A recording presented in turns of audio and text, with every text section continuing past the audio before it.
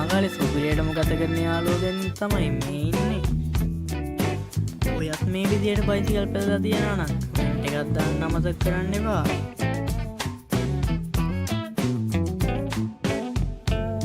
මම නම් මැරෙන්න කලින් ඔන්න ඔන්චිලි පැද පැදා ගෙවල් හදන ඩබලකුත් දැක්කා.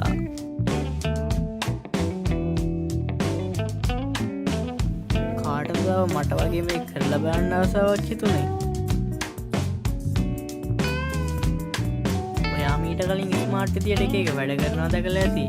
ඒ වුණා නට් ගලවන එකක් දැකලා තියෙනවද?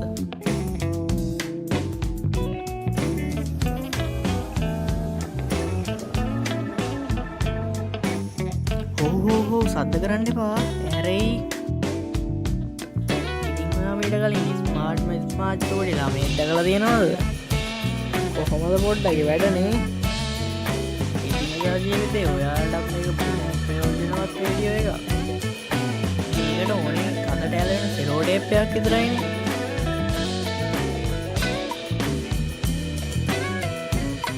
පොඩ්ඩක් මොලේ පාවිච්චි කරොත් එක එක්කෙනාගෙන් උදව් බලාපොරොත්තු වෙන්න ඕනෙත් නෑ. ඔන්න ඔයත් අද ඉඳන් හරියට ඇඳ සීට් යන්න මම දන්න කෙනෙක්.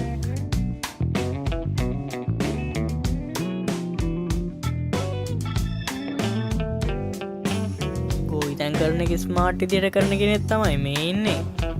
මේක සරල උපකරණයක් නේ. ගෙදර වුණත් හදාගන්න පුළුවන්. මේකේ සිද්ධ වෙන්නේ සිදුරක් හැල්ලා බීජ තැන්පත් වෙන එකනේ.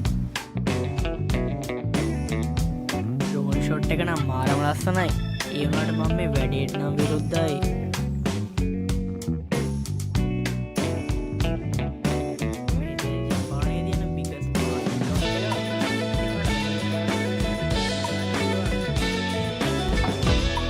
මේ නව තාක්ෂණික උදාගෙන නිර්මාණය කළ තියෙන පාරිස් සිස්ටම් එක. නෑ කලබල වෙන්න එපා. මේක AI වීඩියෝ එකක්. ඒ වුණාට ඇත්තම AI එකක් වොත් මරුනේ.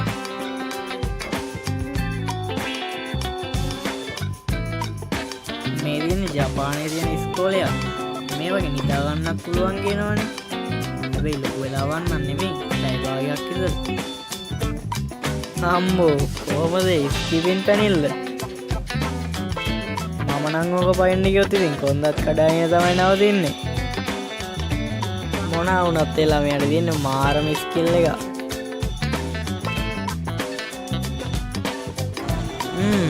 මේ තියෙන්නේ ගොවස්තන නේද මැෂින් එකක් නේද? ඊයින් හරි ලස්සනට කාර්යභාරය ඉටු කරලා දෙනවා. මිනිස් ශ්‍රමය අවශ්‍යම නැති තරම්.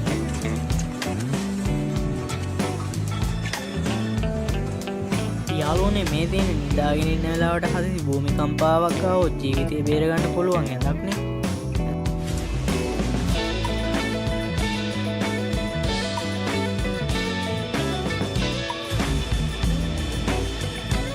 මේකෙන් හුස්ම ගන්න පුළුවන් පොඩි කවුරු සහ කෑම වතුර වගේම ටීවී එකක් තියෙනවනේ.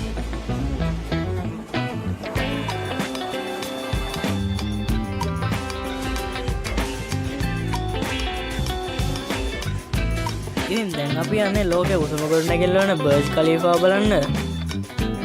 මේක හදන්න ඩොලර් බිලියන 1.5ක් විතර වැය වෙලා තියෙනවා කියනවනේ. මේක තියෙන්නේ ඩුබායි වල. මේකේ උස මීටර් 828ක් කියනවනේ. අද වීඩියෝ එක මෙතනින් අවසానයි. හැමෝටම සුබ දවසක්.